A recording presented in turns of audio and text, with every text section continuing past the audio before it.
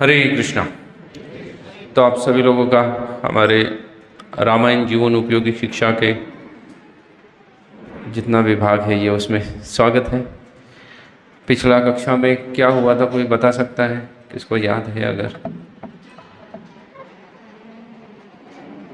हरिनाम के बारे में चर्चा की थी और क्या लिया था? सदाचारी मुरारी प्रभु ने वो कक्षा ली थी, मैंने तो नहीं ली थी। और क्या क्या चर्चा हुई थी? दशरथ महाराज बेहोश हो गए थे, ओके। और मंथरा के ऊपर ज़्यादा चर्चा हुई थी, ओके ठीक है। तो हम वहाँ से आगे चलेंगे। वैसे हमारा बाल कांड खत्म हो चुका है और अभी क्या चल रहा है? अयोध्या कांड चल रहा है। बाल कांड के जो भी 3 में ख़त्म होना था, लेकिन 4 सेक्शन लगे उसको ख़त्म करने के लिए, और फिर हम आगे अयोध्या कांड के ऊपर चर्चा कर रहे हैं। तो अयोध्या में बहुत सारी घटनाएं घटित हुई थी, खास करके जब भगवान रामचंद्र को राजा बनाने का दशरथ महाराज ने सोच लिया, क्योंकि उनके शासनकाल के लगभग 60,000 वर्ष पूर्ण हो चुके थे। आप बोलोगे 60,000 वर्ष कोई कैसे जी सकता है? जी सकते हैं, कोई बड़ी बात नहीं है 60,000 वर्ष, क्योंकि हर युग में हर व्यक्ति को अलग अलग प्रकार की क्या थी? आयु दी हुई थी। मनुष्य की आयु युगों के अनुसार बदलती थी। सतयुग में लोग लगभग क्या करते थे? सतयुग में कहा जाता था लोग 1 लाख वर्ष तक जीते थे, या कहीं कहीं प्रमाण मिलता है कि सतयुग में लोग 10 लाख वर्ष तक जीते थे। त्रेता में लोग 1 लाख वर्ष तक जीते थे। द्वापर युग में लोग 10,000 वर्ष तक जी सकते थे, और कलयुग में लोग सिर्फ कितना जीते हैं? 100 वर्ष भी बड़े मुश्किल से जीते हैं, उतना भी नहीं है, क्योंकि हमारे पास दीर्घायु नहीं है। कलयुग का लक्षण ही है, कलयुग के लक्षण में ही बोला गया है कि कलयुग में जितने लोग जन्म लेंगे उनका आयु अल्प रहेगा, अल्प आयु ही रहेंगे, दीर्घायु नहीं हो सकते हैं। तो अल्प आयु होने की वजह से हमें ज़्यादा बड़ा क्या नहीं है, हमारे पास बहुत बड़ा आयु नहीं है, लेकिन पूर्व काल में लोगों के पास बहुत बड़ा आयु हुआ करता था, लोग दीर्घायु हुआ करते थे। कलयुग में दीर्घायु नहीं है। आप बोलोगे ऐसा संभव है? तो है संभव। अब अन्य जीवात्मा देखो, हमसे कलयुग में कुछ अन्य जीवात्मा है वो दीर्घायु है। हम अगर एक 60-70 साल तक जी लेते हैं ठीक ठाक, या 75-80 तक तो बहुत ज़्यादा हो जाता है, 80 तक कोई जी लिया तो 80 तक 60-70 के बाद कोई जी भी लेता है तो वो दूसरों को बोझ लगने लगता है। बोले ये नहीं चाहिए, ये क्या होना चाहिए, ये जाए उतना अच्छा है, इसकी आवश्यकता नहीं है, यहाँ पे क्यों जी रहा है, ये ऐसे लगने लगता है लोगों को। तो इसलिए पूर्व काल वैसा नहीं हुआ करता था। आज भी कोई जीवात्मा है, जैसे कछुआ आदि 300-350 साल तक भी जी लेते हैं, 200 साल तो नॉर्मली कछुआ जीते हैं। पेड़ आदि आप देखो 500-600 साल भी जी लेते हैं। पेड़ की उम्र अगर आप देखोगे, बहुत बड़े बड़े पेड़ हैं वो काफ़ी दीर्घायु जीते हैं। तो ऐसे पूर्व काल में लोग दीर्घायु हुआ करते थे। तो दशरथ महाराज लगभग कितने साल तक जिए हैं? 60,000 वर्ष तक जिए हैं। 60,000 वर्ष तक उनका राज्यकाल पूर्ण होने के बाद उन्होंने सोचा कि अभी रामचंद्र को क्या बना लेता हूँ मैं? राजा बनाना चाहिए, रामचंद्र को राजा करके घोषित करना चाहिए। और जब वो ऐसी घोषणा करने का सोचते हैं और किसके साथ मंथन करते हैं? ऋषि वशिष्ठ और अन्य मंत्रियों के साथ जब चर्चा करते हैं, जैसे चर्चा करते हैं रामचंद्र को राजा बनाने के बारे में, तो सब लोग बोलते हैं कि महाराज हम इसी समय का क्या देख रहे थे? राह देख रहे थे। दशरथ को लग रहा था कि शायद लोग बोलेंगे नहीं नहीं महाराज कुछ और साल के बाद बनाओ, आप ही राजा रहिए।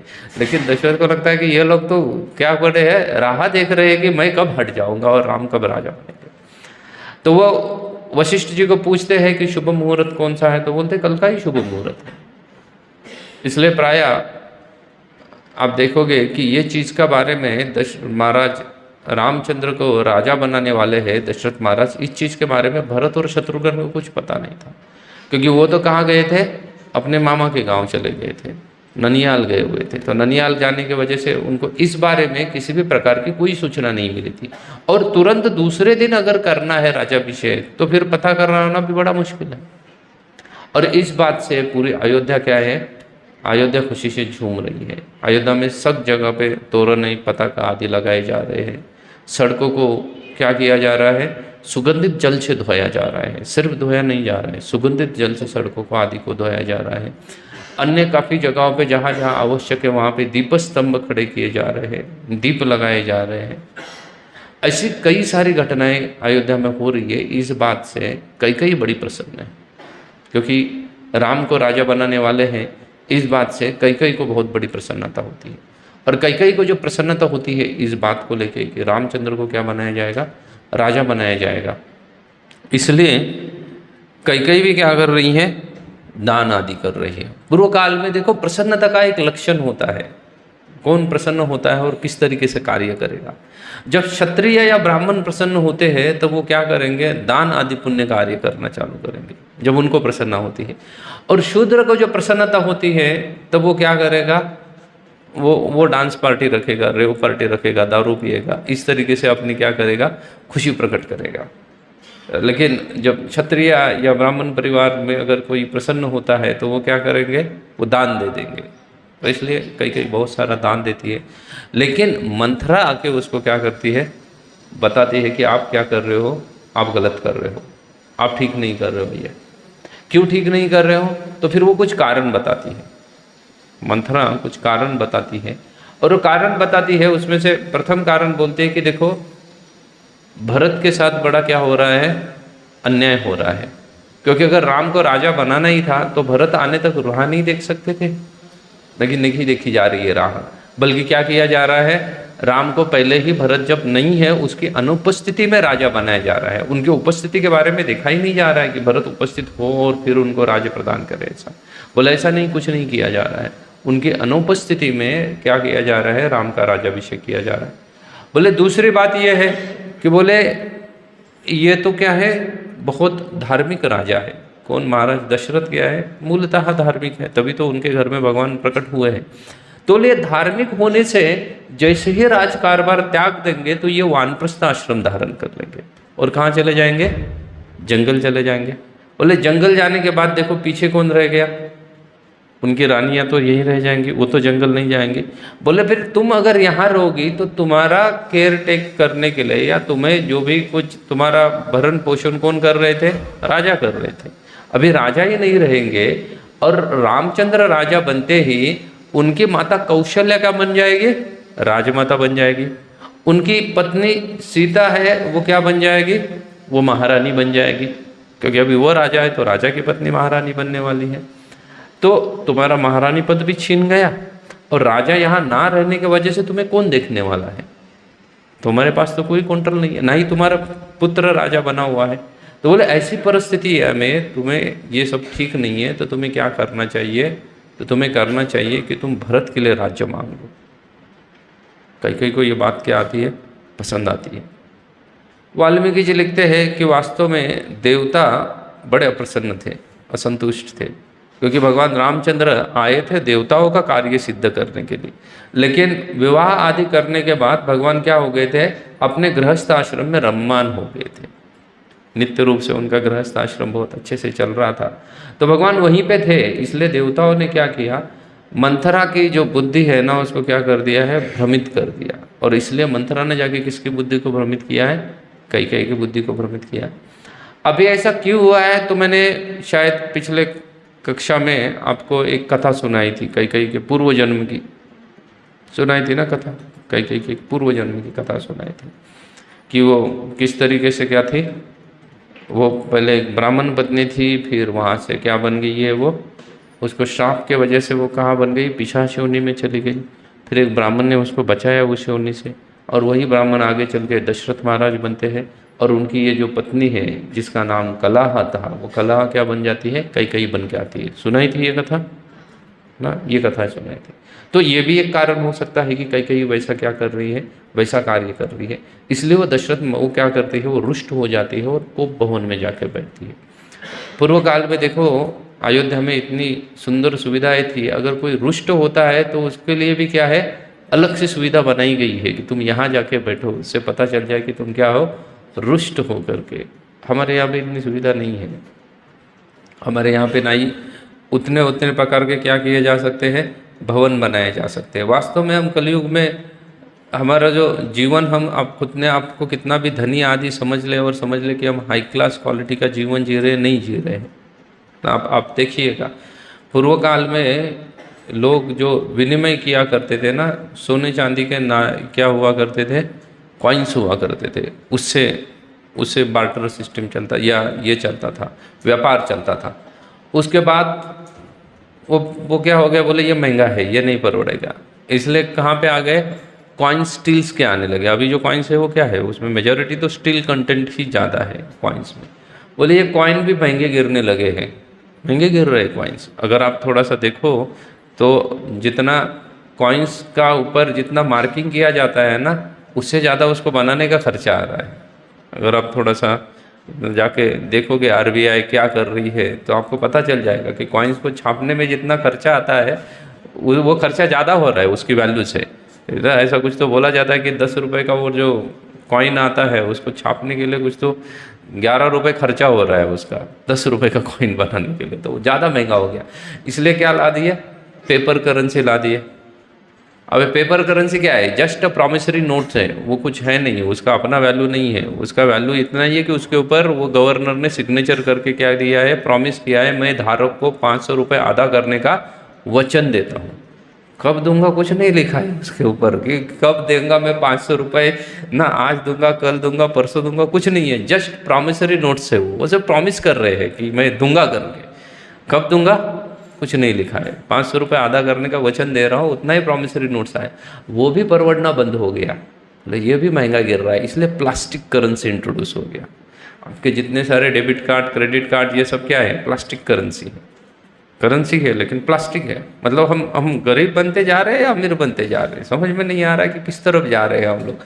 अच्छा, प्लास्टिक करेंसी सब इंट्रोड्यूस करने के बाद बोले ये भी महंगा गिर रहा है, तो अभी मोदी ने सीधा क्या कर दिया, बोले ऑनलाइन ला दिया। सिर्फ आपका धन दिखेगा आपको कहाँ पे, मोबाइल के स्क्रीन पे या आपके कंप्यूटर के स्क्रीन पे। वास्तव में धन है नहीं आपके पास, सिर्फ कहाँ दिख रहा है, बस यहाँ से वहाँ ट्रांसफर हो गया, वहाँ से वहाँ ट्रांसफर हो गया। कहाँ पैसा गया, कहाँ कुछ नहीं गया है, जहाँ था वहाँ पे सिर्फ क्या है, नंबर्स बढ़ रहे हैं और वास्तविक धन कहीं नहीं दिख रहा है, सिर्फ नंबर्स बढ़ रहे हैं। इसलिए हम जितना भी सारा भौतिक प्रोग्रेस बोलते हैं, जितना भी सारा हमने बहुत बहुत बड़ा क्या कर लिया, तीर मार लिया, कुछ नहीं किया।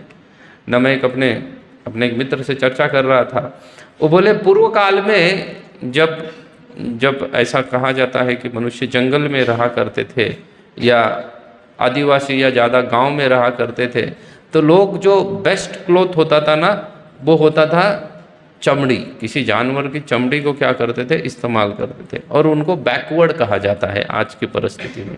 आज भी ऐसे कई सारे समाज में लोग हैं जो क्या करते हैं, जानवर की चमड़ी को क्या करते हैं, इस्तेमाल करते हैं। आप गाँव आदि में जाओगे, राजस्थान आदि में जाओगे तो वहाँ ऊँट की चमड़ी को बहुत इस्तेमाल करने वाले हैं। अच्छा, ये हो गया, चलो वो बैकवर्ड है। तो जो लोग अच्छे हैं उनके बारे में थोड़ा सा सोचो। जो अच्छे अपने आप को बहुत ही स्टैंडर्ड या धनवान आदि समझते हैं, वो बोलेंगे कि हम बहुत महंगे कपड़े परिधान करते हैं या परचेस करते हैं। तो आपको पता है सबसे महंगा वस्त्र कौन सा होता है? हाँ, सबसे महंगा वस्त्र भी लेदर का ही होता है। आप जितना महंगा चीज़ खरीदने जाओ, सबसे महंगी चीज़ किसकी मिलेगी? लेदर का बना हुआ कोट खरीद लो, जर्किन खरीद लो, वो सबसे महंगा गिरेगा आपको। कपड़े का नहीं महंगा गिरेगा आपको, महंगा किस चीज़ का गिरेगा? लेदर का गिरेगा। तो फिर वो दोस्त मुझे बोल रहा था, बोले प्रोग्रेस क्या किया हमने?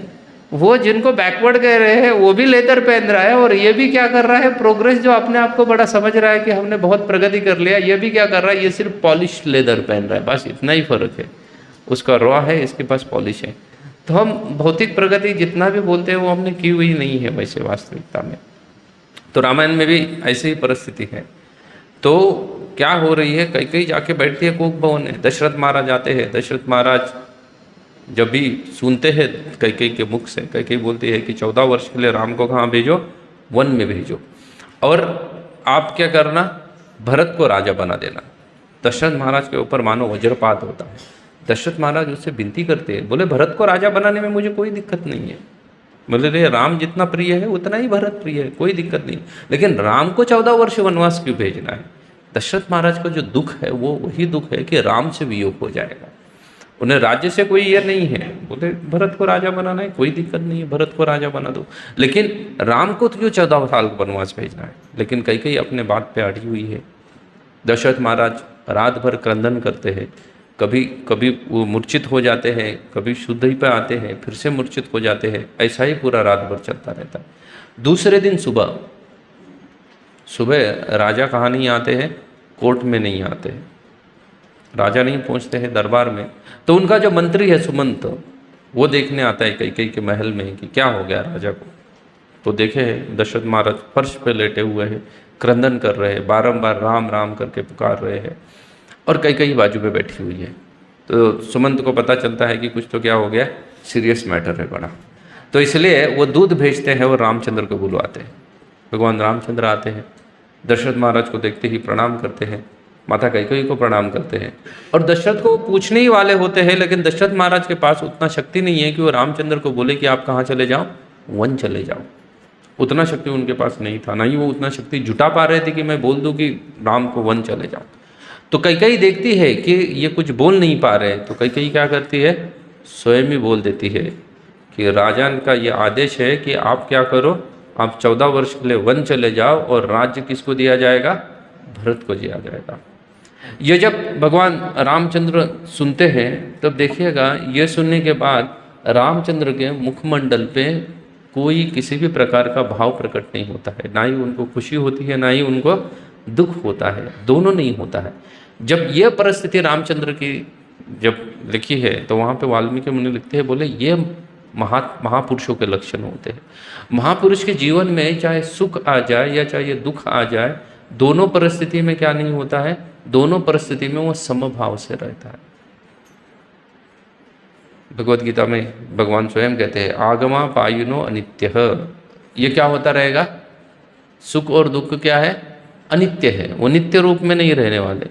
शीत उष्ण सुख दुखदा, शीत और उष्ण जैसे आता जाता रहता है, अभी शीतकाल था, अभी क्या चालू हो जाएगी, उष्ण चालू हो जाएगा, फिर से शीतकाल आएगा। तो वैसे ही भगवान बोलते हैं कि भगवत गीता में कि ये शीत और उष्ण आता जाता रहता है। उसके लिए जो धीर पुरुष है वो क्या नहीं होते हैं, उससे विचलित नहीं होते हैं। धीर पुरुष ये सब बदलावों से विचलित नहीं होते हैं, क्योंकि सुख दुख क्या है, आता जाता रहेगा, आएगा चला जाएगा, फिर आएगा चला जाएगा। किसी भी प्रकार का उनके मन में विचलित भाव नहीं होता है। धीर पुरुषों के मन में वो विचलित नहीं होते ये सभी चीज़ों से। तो वैसे ही भगवान रामचंद्र समुद्र की तरह गहरे हैं, वो विचलित नहीं हुए हैं कि क्या हो गया है, कि मुझे अचानक से मेरा राज्याभिषेक होने वाला था, पहले बता दिया, और अभी क्या बोल दिया है सीधा सीधा कि आपको वन जाना है। कुछ नहीं लगा भगवान रामचंद्र को। भगवान सिर्फ कैकेयी को बोले कि हे माते, ये तो छोटी सी बात थी, इस बात के लिए आपको मेरे पिता को दुखी क्यों करना था, आप मुझे बोल देती थी, मैं ऐसे ही चला जाता था वन। बोले इस बात के लिए महाराज को बताने की कोई आवश्यकता नहीं थी, आप सीधा सीधा मुझे बोल देती थी, मैं स्वयं वन क्या करता था, स्वयं वन गमन कर लेता था। इसके लिए अपने पिता को क्यों बोला। दशरथ महाराज कुछ नहीं बोल पा रहे हैं, रामचंद्र को रुको भी नहीं बोल पा रहे, जाओ भी नहीं बोल पा रहे। रामचंद्र जी दशरथ महाराज को प्रणाम करते हैं, उनकी प्रदक्षिणा करते हैं, माता कैकेयी की प्रदक्षिणा करते हैं, और वहाँ से निकल के चले जाते हैं, वहाँ से निकल के चले जाते हैं।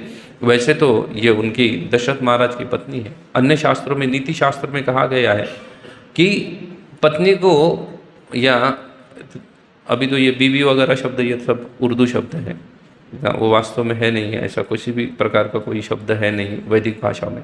वैदिक भाषा में अलग अलग तरीके से पत्नी को पुकारा जाता है। कहाँ पे धर्म पत्नी कहा गया है, कहाँ पे भार्या कहा गया है, कहाँ पे क्या कहा गया है, अर्धांगिनी कहा गया है, और कहाँ पे सधर्मिनी कहा गया, सहधर्मिनी, ऐसे अलग अलग नाम से पुकारा गया है।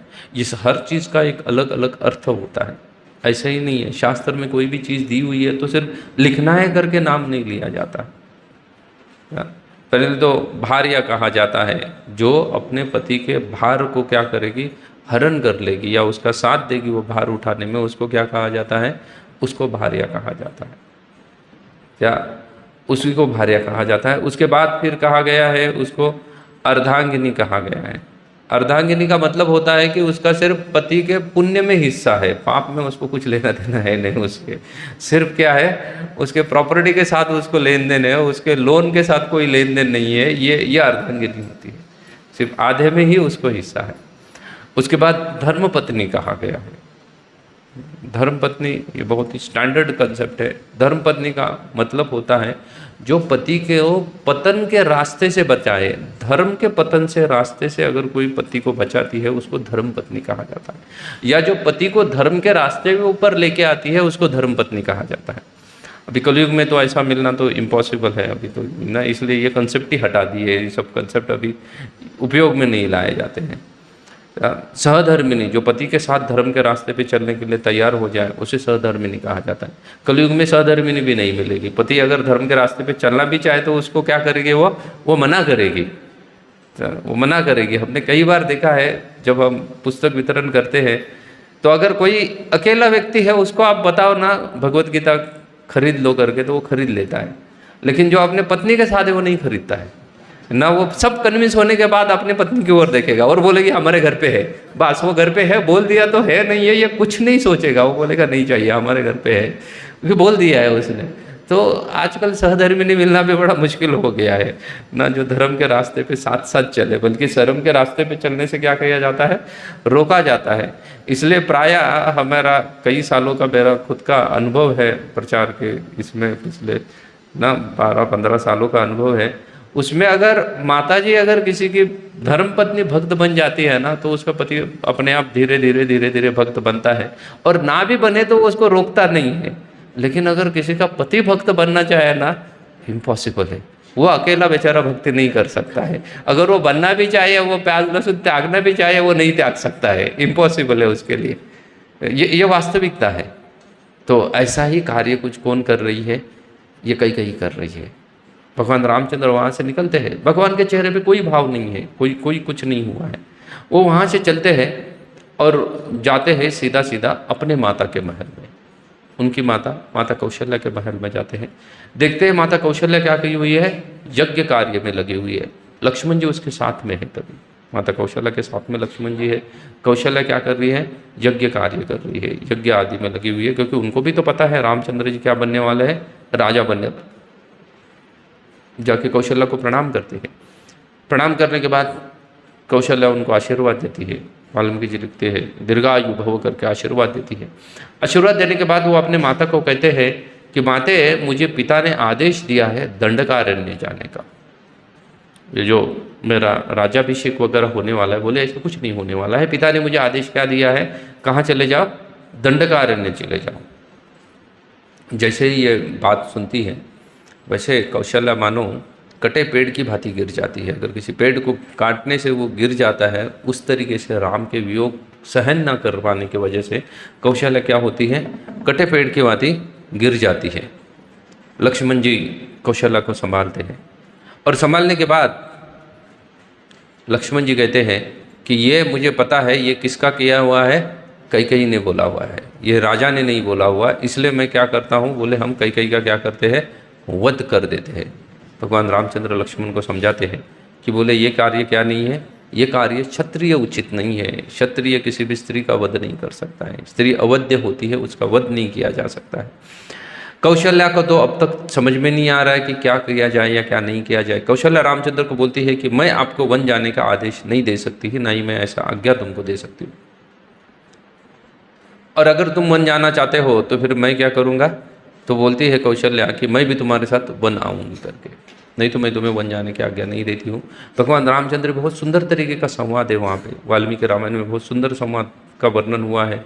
वो अपने माता को समझाते हैं, वो माता को बोलते हैं, रामचंद्र जी अपने माता कौशल्या को बोलते हैं कि अगर किसी को जीवन जीना है तो वो जीवन धर्म के रास्ते पे चल के जीना चाहिए।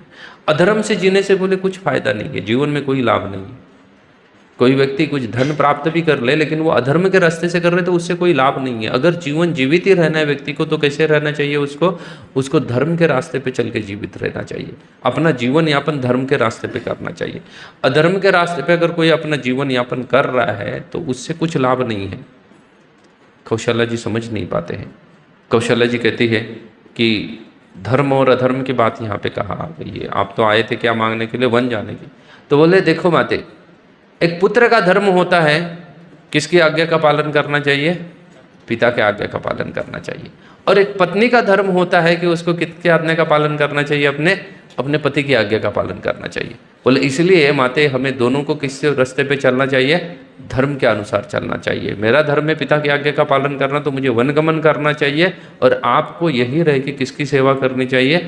आपको यहाँ रह के माता आपके पिता, ये जो पति जो है वो दशरथ महाराज की आप सेवा करो। बोले यही धर्म है। अधर्म के रास्ते पे तो बोले बहुत सारे लोग चले हुए हैं, और जितने भी सारे लोग अधर्म के रास्ते पे चले हैं उनका कोई गति नहीं हुआ है, सदगति नहीं हुआ है। अगर कोई सदगति चाहता है तो फिर आपको क्या करना पड़ेगा? आपको यही रहना पड़ेगा। कौशल्या जी बड़ी चेकमेट होने के बराबर की बात रामचंद्र ने कही है, समझ नहीं पाती कि क्या कहा जाए।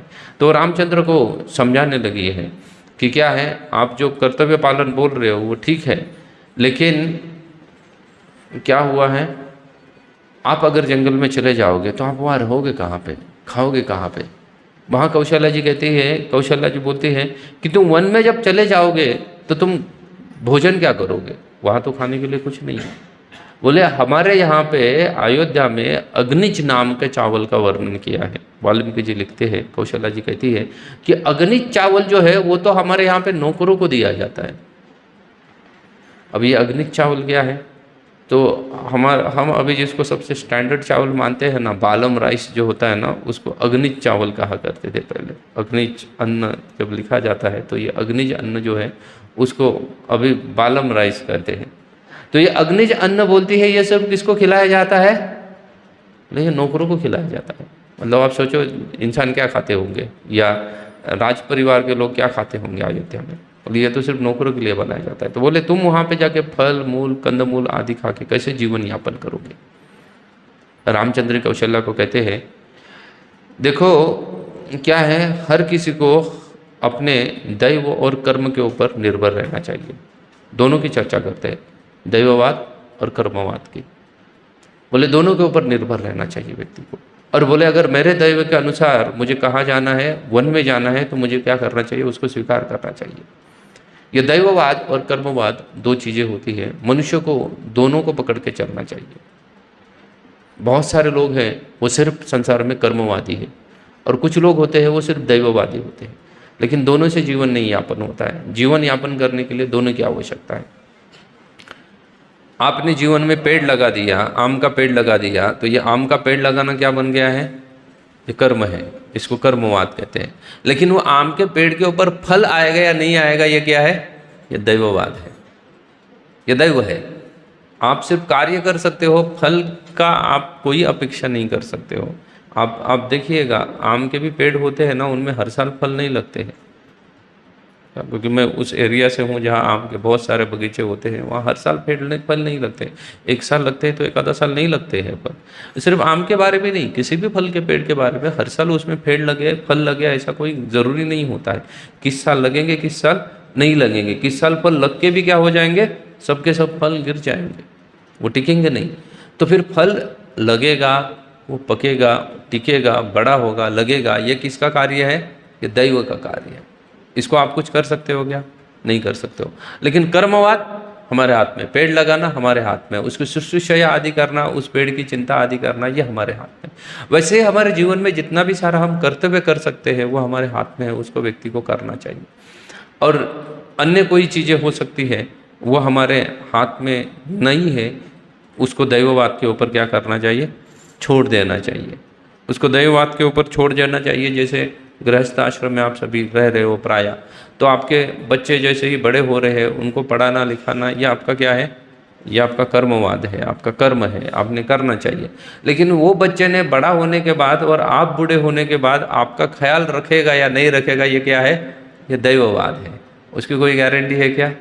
कोई गारंटी नहीं है। इसलिए दुखी नहीं होना चाहिए। अगर बच्चा सुन भी नहीं रहा है तो उसमें दुखी होने की कोई आवश्यकता नहीं है। लेकिन माँ बाप प्रायः सोचते हैं हमने इतना किया हमारे बच्चे के लिए, अभी मेरी बात नहीं मान रहा है, बीवी की बात मान रहा है, उसको तो कल लेके आए थे घर पे, वो सब ठीक है, लेकिन ये क्या है? ये दैव है। आपकी बात नहीं मान रहा है, ये क्या हो सकता है? ये दैव हो सकता है। ये क्या नहीं है? ये कर्म नहीं है। उनको बड़ा करना आपका कर्म है, आपके हाथ में है। तो आपके जितना हाथ में है व्यक्ति ने क्या करना चाहिए? उसी के लिए चिंतित होना चाहिए। जो उसके हाथ में नहीं है उसके लिए व्यक्ति को चिंता नहीं करनी चाहिए, वो दैव के ऊपर छोड़ना चाहिए। ये जैसे ही दैववाद का करते हैं तो लक्ष्मण जी बड़े भड़क जाते हैं। वो रामचंद्र को कहते हैं कि बोले ये दैववाद आदि सब कायरों के लक्षण है। बोले ये क्षत्रिय का लक्षण नहीं है। बोले हम सिर्फ किसके ऊपर करते हैं, हम बोले सिर्फ कर्मवाद के ऊपर भरोसा करते हैं। बोले ये जो धनुष्य हम लटकाए घूमते हैं कंधे के ऊपर और ये तीर कमान आदि लेके चलते हैं, बोले ये कोई शरीर की शोभा बढ़ाने के लिए नहीं लेके चलते हैं हम, इससे कार्य किया जाए। इसलिए लक्ष्मण जी दूसरा आइडिया प्रस्तुत करते हैं, बोलते हैं कि क्या करते हैं ना, हम राजा को ही अरेस्ट कर लेते हैं। बोले राजा ही नहीं रहा तो फिर उसके पास राज्य ही नहीं रहा तो उसका आदेश पालन करे या ना करने का कोई संबंध ही नहीं आता है। राजा है तो उसका आदेश का पालन है, लेकिन बोले दशरथ राजा ही नहीं है तो उसका आदेश का पालन क्या रहेगा। बोले हम बगावत करते हैं और क्या कर देते हैं, दशरथ को क्या करते हैं, आदेश उनको अरेस्ट कर देते हैं। तो फिर पिता की आज्ञा का पालन का कोई क्या नहीं होता है, कोई संबंध नहीं आता है। रामचंद्र कहते हैं कि ये क्या है, ये महापुरुषों के लक्षण नहीं होते हैं। पिता को आदि को अरेस्ट करना ये क्या नहीं है, महापुरुषों के लक्षण नहीं रहते हैं।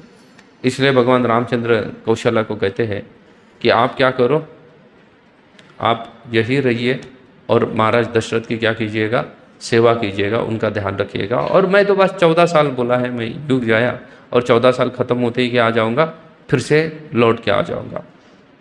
माता कौशल्या को कोई आदेश तो देना नहीं है कि उनको जाओ करके, लेकिन उसके बाद भी क्या करती है, वो बड़े ही दुखद अंतकरण के साथ अपने पुत्र रामचंद्र को गले लगाती है। उसके बाद स्वस्ति वचन आदि बोलती है उनके किसके लिए, उनके भविष्य के कल्याण के लिए स्वस्ति वचन आदि बोल के क्या करती है, उनको क्या करती है, उनको वहाँ से जाने की आज्ञा देती है। ये पूरा वाल्मीकि रामायण अगर देखोगे तो ये कौशल्या ने जो भी रामचंद्र की रक्षा के लिए जो स्वस्ति वचन बोला है ना, एक पूरा अध्याय लिखा हुआ है उसके ऊपर कि किस तरीके से कौशल्या जी रामचंद्र को आशीर्वाद दे रही है। उसमें कौशल्या जी कहती है कि अगर मैंने अब तक जितना भी सारा पुण्य किया है वो सभी पुण्य कर्म तुम्हारी क्या करे, तुम्हारी हमेशा रक्षा करते रहे। जितना भी सारा बोले मैंने पुण्य किया है वो सभी तुम्हारे क्या करता रहे, हमेशा रक्षा करता रहे। और उसके बाद क्या होता है, ये जो वृत्तांत है वो अब तक किसको नहीं पता है, माता सीता को नहीं पता है। अभी तो कहाँ चले गए हैं, अभी सिर्फ चले गए हैं कौशल्या के पास। रामचंद्र जी वहाँ से निकलते हैं और वहाँ से निकलने के बाद सीधा चल देते हैं अपने महल की ओर, उनका अपने स्वयं की महल की ओर जहाँ पे माता सीता है। माता सीता तो सोच रही है कि रामचंद्र जी आएंगे, उनका अभिषेक होने वाला है, तो रामचंद्र जी जब आएंगे तो रथ में बैठ के आएंगे। क्या बज रहे होंगे, बड़े बड़े ढोल नगाड़े दुमदुबिया आदि बज रही होंगी। तो सीता ये अपने ख्याल में है, क्योंकि राज्याभिषेक होने वाला है तो ये सब चीज़ें होनी चाहिए। और कई सारे लोग उनके साथ रहेंगे, कई सारे मंत्री रहेंगे उनके साथ, और फिर रामचंद्र जी मुझे बुलाने के लिए आएंगे कि कहाँ चलो करके, उस उत्सव में चलो जहाँ मेरा राज्याभिषेक हो रहा है। फिर मैं भी रथ में बैठ के रामचंद्र के साथ उत्सव में जाऊँगी, उन्हीं के साथ कहाँ पे बैठूँगी, उन्हीं के साथ सिंहासन के ऊपर बैठ जाऊँगी, जो सिंहासन उनको प्रदान किया जाएगा, राजा बना जाएगा। तो सीता माता बहुत खुश है और वो ये सब सपने देख रही है कि ये सब होगा। लेकिन फिर वो दूर से देखती है कि रामचंद्र क्या है, अकेले ही चल के महल की ओर आ रहे, रथ में भी नहीं आ रहे, चल के महल की ओर आ रहे। और चल के महल की ओर आ रहे हैं और उसके साथ साथ क्या है, कोई मंत्री आदि कुछ नहीं है। सीता को बड़ा अशरत लगता है और सीता थोड़ी सी क्या हो जाती है, दुखी हो जाती है ये देख के। बोले आज तो राज्याभिषेक था, फिर भी ये अकेले चल के आ रहे हैं और कोई मंत्री आदि भी साथ में नहीं है। तो माता सीता बड़ी दुखी हो जाती है। रामचंद्र जी जब आते हैं, अपने मन में प्रवेश करते हैं, तो उनको देख रामचंद्र जी को वो पूछती है कि आज तो राज्याभिषेक होने वाला था, ये सब चीज़ें कहाँ पे हैं। रामचंद्र घटना जितनी भी घटी हुई है उसका पूरा वृत्तांत को किसको सुनाते हैं, सीता को सुनाते हैं।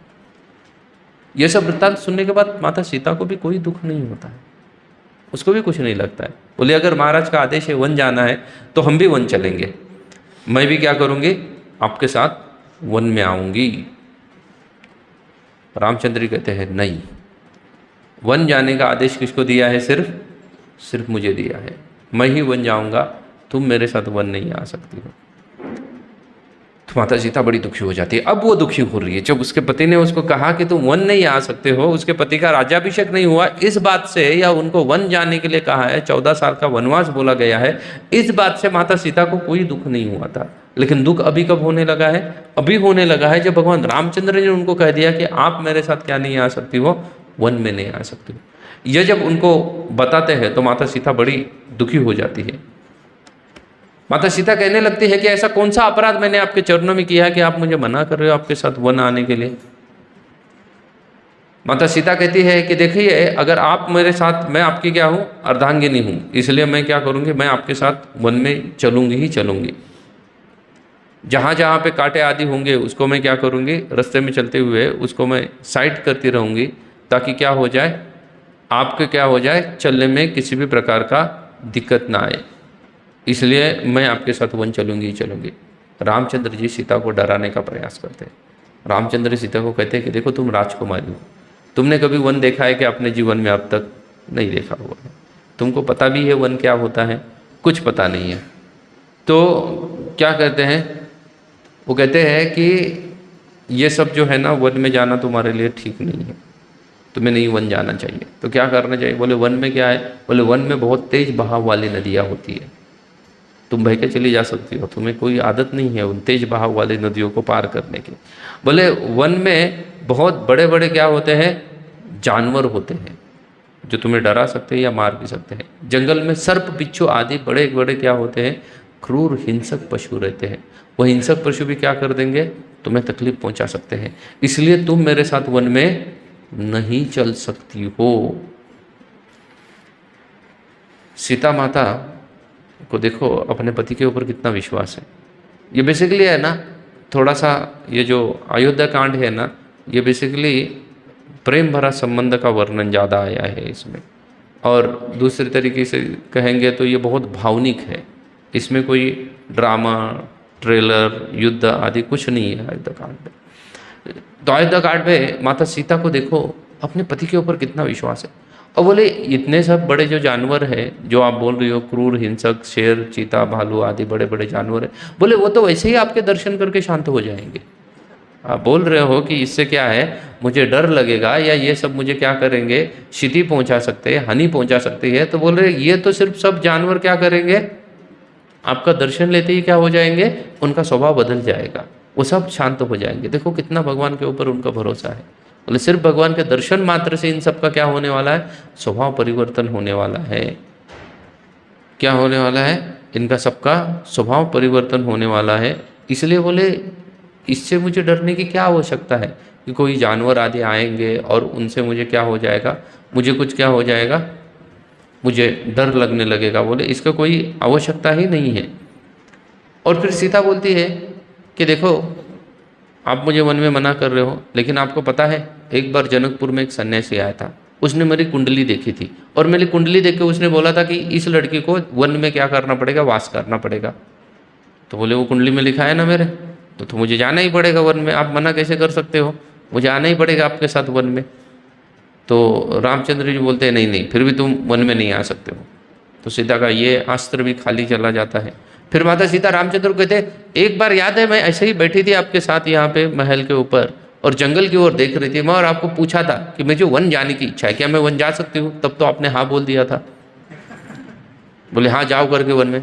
रामचंद्र बोले हाँ तब हाँ बोला था, लेकिन अब मना कर रहा हूँ, अब नहीं जा सकती तुम वन में। अब वन में मैं क्या करूँगा, मैं अकेला चला जाऊँगा, अब तुम नहीं जा सकती हो। तो रामचंद्र जी, सीता बड़ी ये हो जाती है। फिर वो अपने स्त्री रूप में आती है, सीता थोड़ी आक्रामक रूप में आती है। सीता माता कहती है देखो, अगर आप मुझे वन में नहीं लेके गए ना तो क्या हो जाएगा, बोले इसमें आपका लॉस है। रामचंद्र जी सोचते हैं मेरा कौन सा लॉस होने वाला है, ये अगर वन में नहीं जाएगी तो मेरे साथ।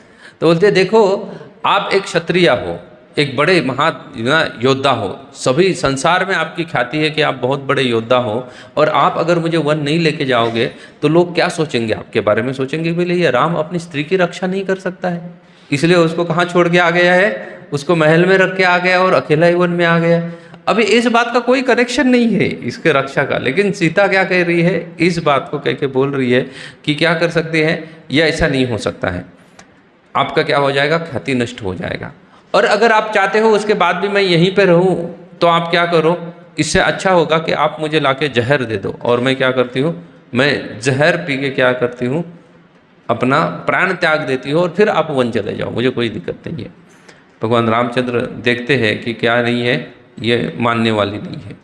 और ऐसा करके सीता फूट फूट के रोने लगती है। भगवान रामचंद्र उसको उठाते हैं, गले लगाते हैं और उसको कहते हैं कि चलो ठीक है, तुम मेरे साथ वन चल सकते हो। तो फिर सीता बहुत आनंदित हो जाती है।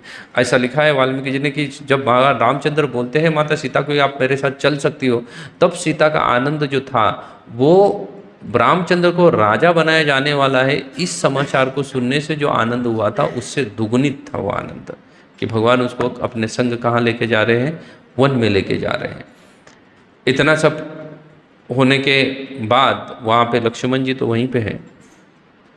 लक्ष्मण जी कहते हैं कि मेरा नाम तो वैसे ही क्या है, शेष। शेष का मतलब होता है कि जो हमेशा किसके साथ रहेगा, पूर्ण के साथ रहेगा। शेष कभी भी अकेला नहीं होता है, शेष का रहेगा हमेशा पूर्ण के साथ रहेगा। पूर्ण में से पूर्ण को अगर घटा दिया जाए तो क्या बच जाता है, शेष बचता है। इसलिए शेष हमेशा कहाँ रहेगा, पूर्ण के साथ रहेगा। इसलिए लक्ष्मण जी हमेशा रामचंद्र के साथ रहते थे। तो रामचंद्र को कहते हैं कि मैं तो आऊँगा ही आऊँगा आपके साथ वन में, क्योंकि आप माता सीता को लेके जा रहे हो, आपका ध्यान उनके ओर होगा। तो बोले आपकी रक्षा कौन करेगा, आप जब विश्राम आदि करोगे तो आपकी रक्षा करने का दायित्व तो मेरा है, तो इसलिए मैं आपके साथ चलूँगा। भगवान रामचंद्र कहते हैं लक्ष्मण को कि आप जाके किसको पूछ के आओ, बोले आपकी माता सुमित्रा को जाके पूछो। लक्ष्मण जी जाते हैं और अपनी माता सुमित्रा को पूछते हैं।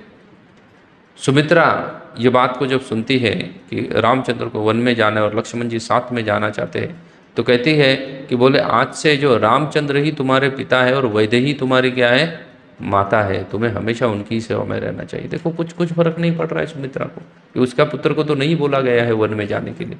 ये भगवान के प्रति का प्रेम है भक्तों का। अगर ऐसा भाव या प्रेम जब तक हमारे हृदय में उत्पन्न नहीं होगा तब तक भगवान प्राप्त नहीं होने वाले। भगवान को प्राप्त करना इतना आसान कार्य भी नहीं है, लेकिन भौतिक संसार में जो कार्य कर रहे हो उससे तो आसान है, क्योंकि भौतिक संसार में जीवन यापन करने के लिए ज़्यादा स्ट्रगल है, भगवान को प्राप्त करने के लिए उससे कम स्ट्रगल है। तो ये सब होने के बाद लक्ष्मण जी और रामचंद्र जी क्या होते हैं, वन में जाने के लिए तैयार होते हैं। जब वो तैयार होते हैं तब क्या करते हैं, लक्ष्मण और भगवान रामचंद्र उनके पास जितना सारा धन था उसको क्या करते हैं, ब्राह्मणों में बांट देते हैं। सभी ब्राह्मणों को उस धन को क्या करते हैं, सभी धन को दान दे देते हैं, और दान देके वहाँ से क्या होते हैं, निकल लेते हैं। वहाँ से निकल के वो पुनश्च कहाँ जाते हैं, जहाँ पे कौन बड़े हुए हैं, दशरथ महाराज क्रंदन कर रहे हैं, और कौशल्य ये जो कैकेयी है वो अभी भी वहीं खड़ी है, वो गई नहीं है, क्योंकि वो बोली मैं जाऊँगी तो क्या हो सकता है, राजा का दिमाग फिर से चेंज हो गया तो क्या हो जाएगा, पूरा किया कराया जितना सारा प्लान है वो क्या हो जाएगा, चौपट हो जाएगा। इसलिए वो वहीं पे खड़ी रहती है। वहीं पे खड़ी रहने के बाद भगवान रामचंद्र वहाँ जब जाते हैं तो जाने के बाद जो कैकेयी स्वयं जो है वो भगवान को क्या देती है, वल्कल वस्त्र देती है पहनने के लिए। वल्कल वस्त्र पहनते हैं भगवान रामचंद्र, और उसको बरगद के पेड़ का क्या देती है, दूध बोला गया है वहाँ पे, उसका एक वाइट कलर का क्या आता है ना, लिक्विड आता है, उससे वो प्रदान करती है, जो भगवान रामचंद्र अपने जटाओं में लगा कर क्या करते हैं, अपने जो सुंदर घुंघराले बाल है उसको क्या करते हैं, जटा में परिवर्तित करके उसको क्या करते हैं, बांध देते हैं उसको। और फिर वल्कल वस्त्र धारण करने के बाद वो जाने के लिए क्या होते हैं, निकलते हैं। और जब जाने के लिए निकलते हैं तो दशरथ महाराज को ये सहन नहीं होता है। दशरथ महाराज कैकेयी को कहते हैं कि भाई तुम ये क्या कर रही हो, बोले तुम अगर राम यहाँ से चले जाएंगे तो फिर ये राज्य भी प्राप्त करके भरत को कुछ नहीं मिलने वाला है, क्योंकि अगर राम बोले अयोध्या से चले गए तो बोले इस अयोध्या में जितने सारे पशु पंछी आदि है वो भी राम के साथ चले जाएंगे, यहाँ पे कोई नहीं बचेगा। बोले तो अगर कोई बचेगा ही नहीं तो तुम राज किसके ऊपर करोगी। लेकिन इसके बाद भी दशरथ महाराज यानी जो कैकेयी है वो टस से मस नहीं हो रही है। दशरथ महाराज अपनी सभी रानियों को बुलावा भेजते हैं, सब रानियां वहाँ पे आती है, हर रानी कैकेयी को समझाने का प्रयास कर रही है, हर रानी कैकेयी को समझाने का प्रयास कर रही है, दशरथ समझाने का प्रयास कर रहे हैं। दशरथ महाराज स्वयं रामचंद्र को बोलते हैं कि आप क्या करो, मुझे बंदी बना लो करके, तो मैंने जो भी वचन दिया हुआ है कैकेयी को, लेकिन आप अगर मुझे बंदी बना लेते हो तो क्या हो जाएगा, वो वचन पालन करने का मैं बाध्य नहीं रहूँगा, क्योंकि मुझे अगर आप बंदी बना लेते हो तो मेरे पास ही राज्य नहीं है, और जब राज्य ही मेरे पास नहीं है तो फिर मैं बाध्य कैसे हो गया राज्य किसको प्रदान करने के लिए। बोले ऐसा मेरे ऊपर कोई बाध्यता नहीं रहेगी, इसलिए आप क्या करो, मुझे अरेस्ट करो। भगवान रामचंद्र इस बात को भी मना करते हैं, वो कहते हैं कि मैं आपको क्या नहीं कर सकता हूँ, अरेस्ट नहीं कर सकता हूँ, ऐसा भी कोई कार्य मैं नहीं कर सकता हूँ कि आपको अरेस्ट आदि करना। तो ये सब देख के अन्य तरीके से भी बहुत बार उनको समझाने का प्रयास होता है। कई मानने के लिए तैयार नहीं है। जब कई मानने के लिए तैयार नहीं है तो फिर सुमंत जो कौन है, जो मंत्री है या प्राइम मिनिस्टर है दशरथ महाराज के दरबार में, वो बोलने लगता है। वो अब तक तो क्या था, चुप था, वो नहीं बोला था अब तक, लेकिन वो बोलने लगता है।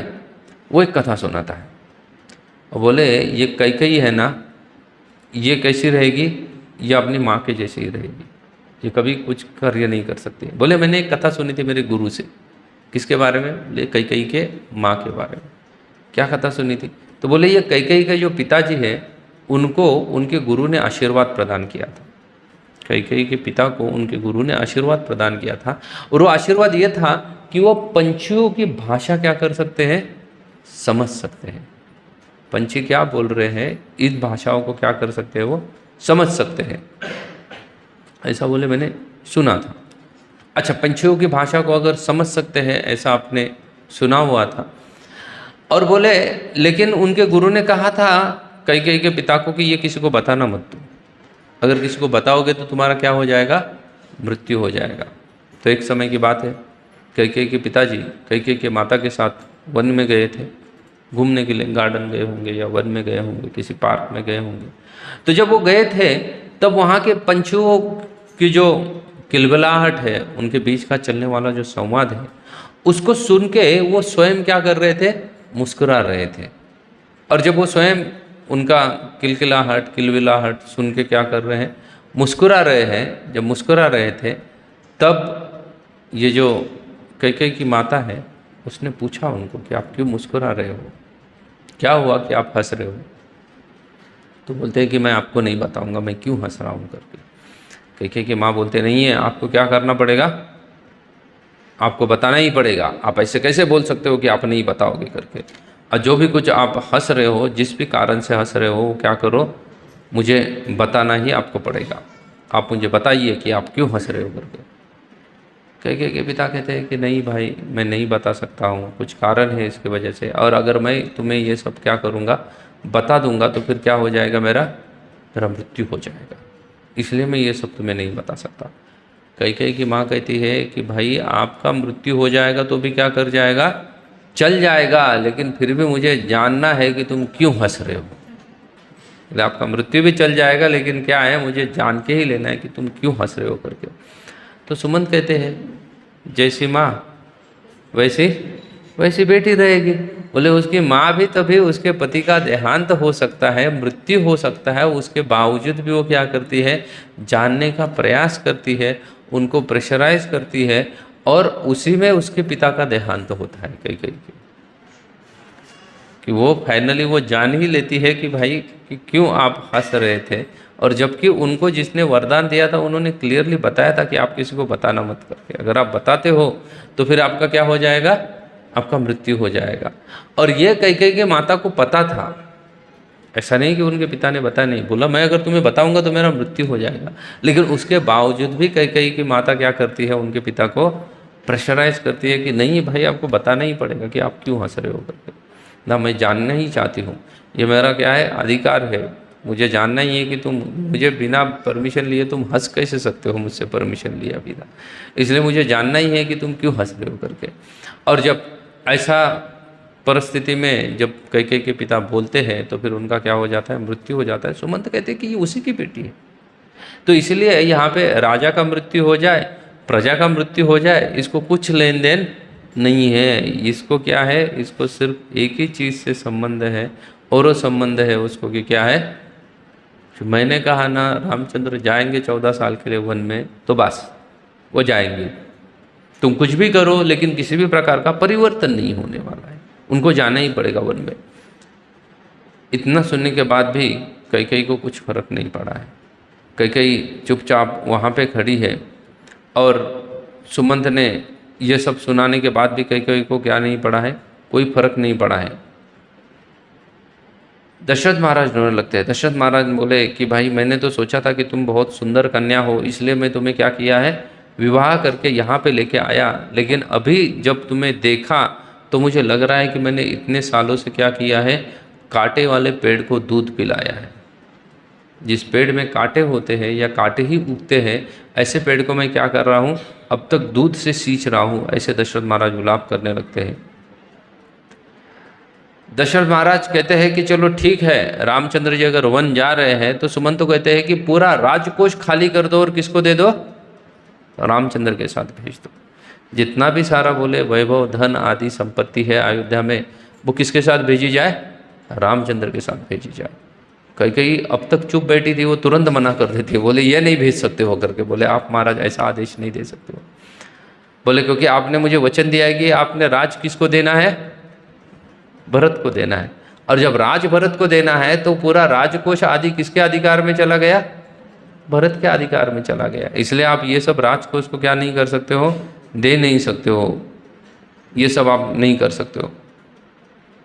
तो ये सब सोच के कई बड़ा भ्रमित हो जाती है कि, और राजा भी बड़ा भ्रमित है। अन्य अपने जितनी सारी रानियां वो सभी रो रही है। तो कई फिर से बोल उठती है, बोले आप सब इतने रो क्यों रहे हो। बोले आपके में कुल में तो परंपरा है वन जाने की या राज से निकाल देने जाने की। कई बोलती है कि पूर्व काल में आप ही के परिवार में असमंजस को क्या किया गया था, वन भेजा गया था। सगर महाराज ने उसको राज्य से निकाला था। सगर महाराज उसी सूर्यवंश में पूर्ववर्ती राजा होके गए, तो उन्होंने अपने पुत्र असमंजस को क्या किया था, निकाल दिया था। तो सिद्धार्थ नामक एक मंत्री है, वो मंत्री कहता है कैकेयी को कि असमंजस को निकाला था लेकिन उसके कारण कुछ अलग थे, ये कारण नहीं थे, तुम रामचंद्र को निकाल रही हो। असमंजस को जो निकाला गया था, तो असमंजस सगर महाराज का पुत्र था, लेकिन वो राजपुत्र होने के नाते वो क्या करता था, जनता के जो बच्चे हैं ना उनको उठा के पानी में बहा देता था। बच गया मर गया, ऐसा कार्य करता था।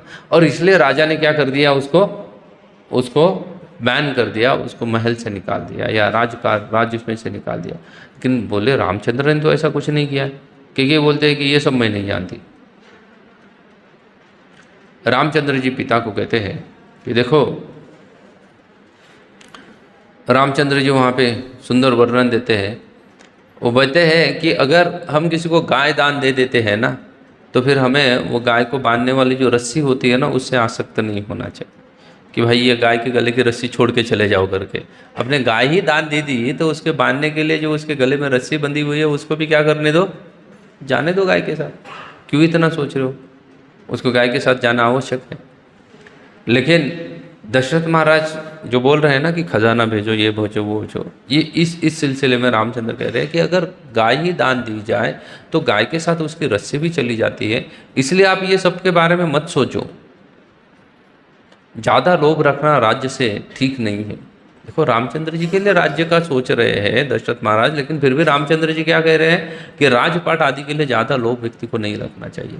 ऐसा अगर ज़्यादा लोभ रखा जाए ये सब चीज़ों के लिए, तो वो व्यक्ति के लिए क्या नहीं है, उसके अपने आध्यात्मिक उन्नति के लिए ठीक नहीं है। वशिष्ठ जी कहते हैं कैकेयी को, देखो है कैकेयी, यहाँ के अयोध्या के क्या है, वृक्ष तक चले जाएंगे। हालांकि वृक्ष चलते नहीं हैं, लेकिन फिर भी कह रहे हैं कि अयोध्या में अगर रामचंद्र चले जाएंगे तो यहाँ के जो वृक्ष है ना वो भी कहाँ चले जाएंगे, वे रामचंद्र के साथ चले जाएंगे। इसलिए तुम ये सब कार्य मत करो, आप क्या करो, रामचंद्र को वन में मेद भेजो। लेकिन क्या करते हैं, सुनते नहीं है कैकेयी सुनती नहीं है। तब दशरथ महाराज विलाप करते करते, जो कैकेयी थी ना उसकी बाजू में बैठे थे ना दशरथ महाराज, तो वहाँ से उठ के किसके बाजू में जाके बैठते हैं, कौशल्या के बाजू में जाके बैठते हैं। उसी जगह पे प्रांगण में चल रहा है, उसी हॉल में या कहिए उसी महल में चल रहा है ये सब घटना। तो वहाँ से उठते हैं और जाके किसके बाजू में बैठते हैं, कौशल्या के बाजू में बैठते हैं।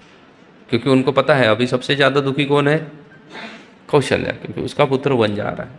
तो इसलिए कौशल्या के बाजू में जाके बैठते हैं और कौशल्या को एक कथा सुनाते हैं। कौशल्या को एक कथा सुनाते हैं या एक घटना का वर्णन करते हैं, कौन, दशरथ महाराज। और वो घटना वो बताते हैं कि बोले पूर्व काल में मैं जब क्या कर रहा था, एक शिकार के लिए क्या बैठा हुआ था, नदी के किनारे बैठा हुआ था। और नदी के किनारे जब मैं बैठा हुआ था तो मुझे ऐसे ज़ोर से किसी का क्या आया, आवाज़ आया पानी पीने का, मानो कोई हाथी पानी पी रहा हो। और वो मुझे वो आवाज़, मेरे सिर्फ आवाज़ आई, बोले मैंने देखा नहीं कि वो हाथी है, कौन है, कौन सा जानवर है। मुझे सिर्फ आवाज़ सुनाई दी कि कोई हाथी पानी पी रहा है, इसलिए जिस ओर से वो आवाज़ आई है, बोले उस ओर मैंने क्या कर दिया, तीर चला दिया। और बोले तीर चलाने के बाद वो तीर जाके अपने लक्ष्य को जब भेदता है, तब एक बहुत ज़ोर से किसी व्यक्ति की, किसी मनुष्य की चिल्लाने की आवाज़ आती है। बोले मैं दौड़ के उतरता हूँ और जाके देखता हूँ तो वहाँ पे मेरा तीर है वो एक कुमार के वक्षस्थल को भेद चुका था, वक्षस्थल में लग चुका था। तो उसका पूछने के बाद पता चला कि उस कुमार का नाम जो है वो क्या है, श्रवण कुमार है उसका नाम। और वो अपने माता पिता को तीर्थयाटन करवा रहा था, और माता पिता अंधे हैं, इसलिए उनको क्या कर रहा था, कंधे पे उठा पे तीर्थ क्षेत्र लेके जा रहा था। और उनको प्यास लग गई, इसलिए उनको एक जगह पे रख के वो क्या लाने गया था, पानी लाने आया था। लेकिन उसने जो भी उनके पास मटका आदि था, उसको जब डुबाया पानी में, तो उससे ऐसे ही आवाज़ आई मानो कोई हाथी पानी पीने के लिए आया हो, और इसलिए मैंने धन से बांध दिया था। बोले उसने तो वहीं पे प्राण त्याग दिए, और मैं क्या कर दिया, वो पानी लेके उसके माता पिता के पास गया था आपराधिक भावना में, और उनको जाके मैंने कहा कि मेरे से क्या हुआ है, अनाधावन से सावधतापूर्वक ने, असावधानी से क्या हुआ है, आपके पुत्र की क्या हुई है, मृत्यु हुई है। मैंने उनसे क्षमा याचना आदि की, लेकिन वो दोनों ही पुत्र वियोग सहन नहीं पाए, और पुत्र वियोग में ही उन्होंने क्या कर दिया, वहीं पे देह त्याग दिया। वहीं पे देह त्यागने के बाद, देह त्यागने के पूर्व उन्होंने मुझे क्या किया था, एक श्राप दिया था। दर्शन महाराज उस श्राप को याद कर रहे हैं कि उन्होंने श्राप दिया था कि मेरा भी मृत्यु किससे होगा, पुत्र योग से मेरा मृत्यु होगा। लेकिन बोले उस समय में वो श्राप से मैं बड़ा आनंदित हुआ था, क्योंकि इतने सालों से मुझे कोई संतान नहीं थी। लेकिन अगर ये श्राप बोल रहे हैं पुत्र योग से ही क्या हो जाएगा, पुत्र वियोग से ही आपकी मृत्यु हो जाएगी राजन, तो इसका मतलब है कि पुत्र होने वाला है। इसलिए वो क्या किए थे, बड़े प्रसन्न हुए थे। ये सब घटना वो किसको सुना रहे हैं, ये सब की सभी घटनाएं वो किसको सुना रहे हैं, कौशल्या को सुना रहे हैं। और रोते हुए, क्रंदन करते हुए, कभी नीचे गिरते हैं, कभी ऊपर उठते हैं। उनको समझ में नहीं आ रहा है कि वो क्या किया जाए, कैसे वो अपने क्या करे, रामचंद्र को रोके वन जाने के लिए। लेकिन रामचंद्र तो डिटरमाइंड है, क्योंकि उनको पता है उसी के लिए मैं आया हूँ, इसलिए वो बोलते हैं कि मैं तो वन तो चला जाऊंगा। और दशरथ महाराज बारंबार क्या कर रहे हैं, रामचंद्र का नाम ले रहे हैं, रामचंद्र का नाम ले रहे हैं। यहाँ पे भगवान रामचंद्र क्या करते हैं, भगवान रामचंद्र दशरथ और कौशल्या की प्रदक्षिणा करके वहाँ से निकल जाते हैं। निकलने के बाद मंत्री जो है वो सोचता है कि मैं इनको क्या करूँगा, रथ पे लेके जाऊँगा छोड़ने के लिए, इसलिए वो उनको रथ पे बिठाते हैं। और रथ पे बिठा के क्या कर रहे थे, वहाँ से अयोध्या के बाहर लेके जा रहे थे। जब अयोध्या के बाहर लेके जा रहे तो अयोध्या की समस्त जनता भगवान रामचंद्र का दर्शन करने के लिए उनके पीछे पीछे आ रही थी। समस्त जनता उनके पीछे पीछे आ रही थी, और सब लोग यही सोच रहे थे कि हम इस रथ के साथ ही क्या करेंगे, अपना सब घर कारोबार आदि छोड़ के यहाँ से क्या करेंगे, निकल जाएंगे, यहाँ से निकलते हैं। यही सोच के वो सभी आए थे। और फिर भगवान रामचंद्र वहाँ से क्या करते हैं, अयोध्या से आगे बढ़ते हैं। और फिर अयोध्या से कैसे आगे बढ़ते हैं, इसका विवरण हम नेक्स्ट कक्षा में सुनेंगे। हरे कृष्णा।